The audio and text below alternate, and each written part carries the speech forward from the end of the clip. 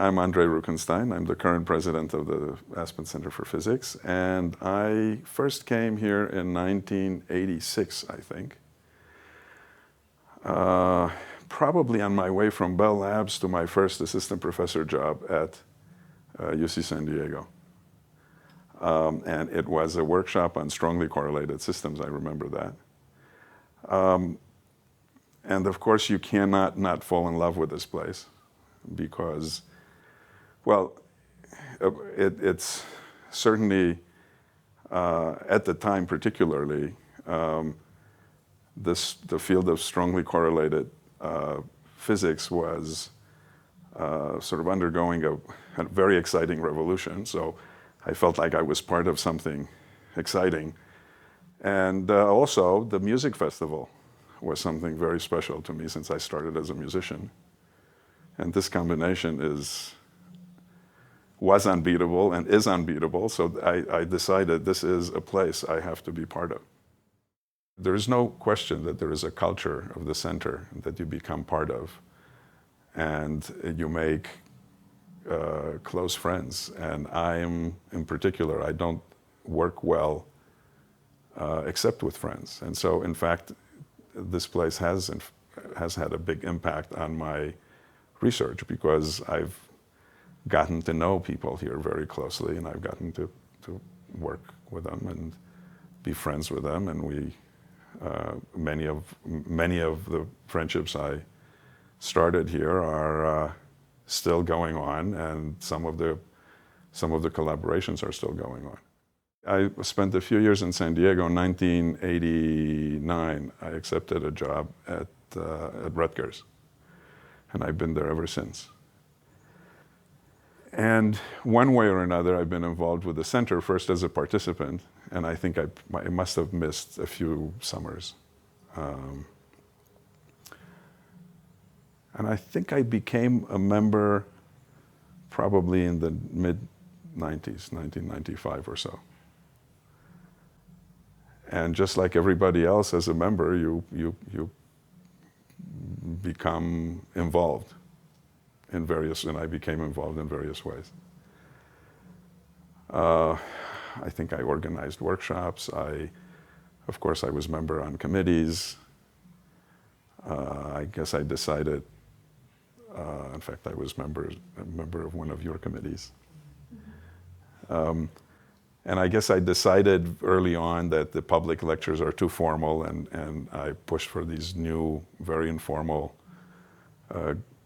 meetings with the physicists, the dialogues on physics, which are still going on. And one thing led to another, and I guess I became president. It's not one of these jobs that you run for, but when you're offered, of course, the first reaction is, this is too much of it's a great honor, but it's a big job.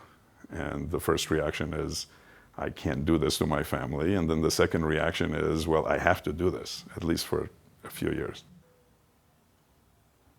Well, certainly with the building of Smart Hall, and the center has become, obviously, in the past 10 to 15 years, a much more stable entity. It's also become an institution. And so I feel that it has lost a little bit that intimate and, I'm sorry, how should I say it? It's lost its warmth to some degree. So science is being done here in larger groups, shorter workshops. Many more people come through here. Many more people are involved in running it. And this is also at a time when science itself is changing and moving more in this direction of larger groups and centers rather than individual investigators and so on. And obviously, trying to keep that very special community sense that this place had when it first started is one of the things that we would all like to see. It's not easy to accomplish. And So as part of my presidency, I think that if there is a way that I could slow down this evolution towards, a well-established institution, and bring back a little bit more of the warmth and community spirit that this place once had. If I could do that I would consider a great legacy. I think that one wants to keep the pulse of the science at the center at the highest possible level, and it's always been at the highest possible level. So you'd like to keep the intensity of the science and the quality of the science while expanding somehow the scientific horizon of the place, and also attempting to bring people closer together. And some of these things are, of course, non-scientific. So this piano recital that I think we should,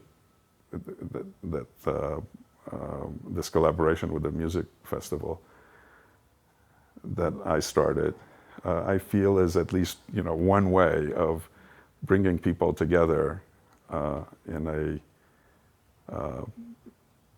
a much more personal, in a more personal way. At the same time, I think that the responsibilities of scientists are changing as the society changes, and so it's important also to, while keeping the strength of our mainstream programs, I think we would also like to broaden somewhat the scientific perspective of the center. And this is another thing that I'm struggling with as president.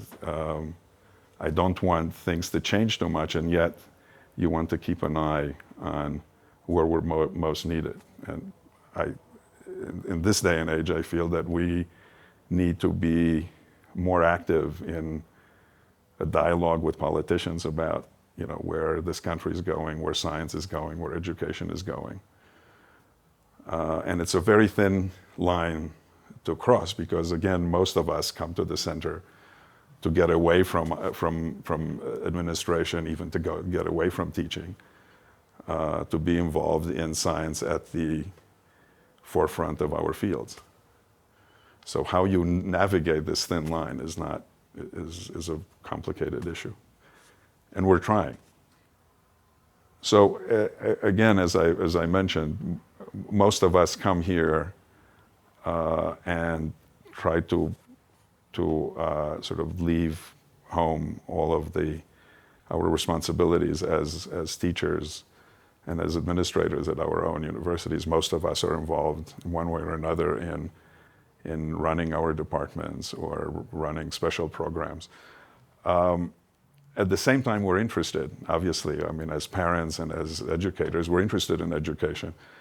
And somehow, again, as president, I feel that I need to preserve what's unique and special about the center, and yet somehow use the resources we have here to help at least address some of the broader issues. For example, with respect to teaching, there is an Aspen Science Center that was started a few years ago that some of the members of the Physics Center are in fact involved in as founding members of the Science Center. And the Science Center's main purpose is in fact to address this issue of science education. And as part of this, physicists from the center give lectures, for example, to children or to science teachers in high schools. So there is a commitment, but it's a commitment from the individual membership and not from the Aspen Center for Physics as an institution. Okay, so I feel somehow that that's a way of, on one hand, preserving the high level of the science that's being done here and keeping our eye on the ball, on the forefront of physics research, while at the same time being involved in some of the more some of the community issues that I think we should be involved in as scientists and as thinking citizens. Over the past 10 to 15 years, the center has broadened somehow its scientific mission. Biology has become an important contributor to the intellectual programs in the center. And it has, in fact, found its way into the mainstream programs of the center. So that's something that I feel excited about, because I have moved my own, I've redirected my own research towards biology-driven science. There are other issues that many of us are interested in, and it's not very clear that these scientific issues are in fact appropriate for the mainstream directions of the center. And energy, the issues of energy and energy science is one such direction. And we decided to address this again outside of the mainstream mainstream programs of the center by raising funds from other sources from industry, in particular from British Petroleum, or BP. I guess it's Beyond Petroleum, as they call it these days. And we ran a workshop off campus, which was extremely successful, but interfered as little as possible with the mainstream programs. And I feel that we will be called upon as scientists to address some of these issues. And I think we should keep an eye on them. Again, always making sure that the main purpose of the center is clear. This Founders and Pillars weekend was, in fact, was motivated precisely by attempting to bring the younger generation and some of our non-scientific members sort of more into this core of the center, and somehow educate them into what it took to build a place of this caliber. It's very difficult, because these young people really are responsible in the end for how great the science is here. And they're very focused, and when I first came here, I probably would have been equally focused on my own work, and I would not have been interested in participating or even sitting in on something about the history of the center. It's sad, okay? But at the same time, I'm convinced that whatever historical record of this we will maintain for the center will eventually be useful. And as these young people get older, they'll become much more interested themselves. And once they become involved in the running of the center, they'll become interested, and they will perhaps even watch some of these tapes. And I thought, how sad it is that I really felt I was the youngest guy in this hall. At much of the time. Yeah. And I thought, this is sad. But the truth is that in the end, it's totally predictable. And you might even ask some of these kids, if they came in, you would ask them, what are you doing here? You should be climbing mountains and thinking about your physics. And I'm convinced that eventually, some of this will rub off. And it's important because there's no question that the younger generation thinks of this place as an established institution, and whether they are involved or not, the place is running. And to some degree it's true, but that's precisely why I think this place has lost a little bit of its heart. And I think in the long term, it's important to recapture it somehow, and I'm not quite sure how to do it, but we're all trying.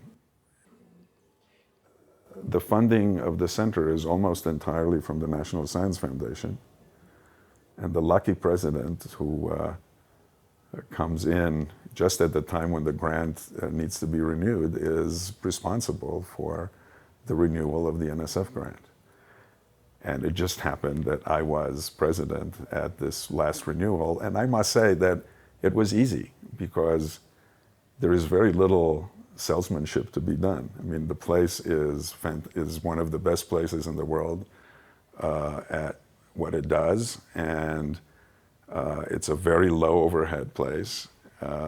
It's unique anywhere, and we're all excited about what we're doing. So in fact, it was much, much easier to write than virtually any other, particularly any other group grant that I've ever been involved in. I was very happy that I was able to convince the NSF that the biology that we do here, which is somehow a new direction of the center, is of the highest caliber, and the biology directorate is now involved in funding of the center, and we did get the 30% increase that we requested. So it's surprisingly easy. So participants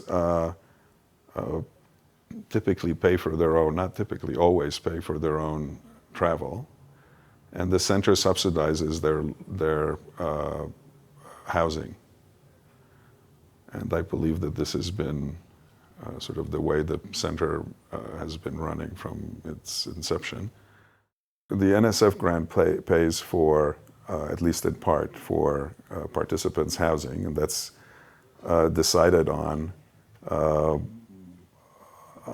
the basis of a so-called dislocation policy, which of course favors the younger participants. And I think typically the youngest participants get roughly 80% of their housing paid for. Many of the senior people get no contribution towards their housing. We're now trying to revisit this dislocation policy, in the hope that even the more senior people who have children and who have many more responsibilities will in fact be helped by this new policy. It turns out that we're in fact having trouble attracting senior faculty members to spend long periods of time at the center, precisely because Aspen has become much more expensive, because the older you get, the more responsibilities you have. And so we're trying to set a new dislocation policy that will somehow, in the end, hopefully end up paying virtually everybody's dislocation, and hopefully in the next 10 to 15 years, perhaps, full housing expenses. In addition, participants pay a registration fee, which really goes into the operating budget of the center. Well, I think there is a threat to the center. It's the lifestyle of all of us has changed. Most of us are, our spouses are professionals. They cannot take long vacations. And it's obvious that that's part of why most participants cannot spend the long periods of time that I guess the founders of the place used to spend in Aspen. I think that's certainly one of the main threats to the center. I think it's the speed of life, the cost of living here in Aspen. The society is changing. The main thing that has endured is the quality of science and scientists coming here, and the excitement that this place generates, and the new ideas. And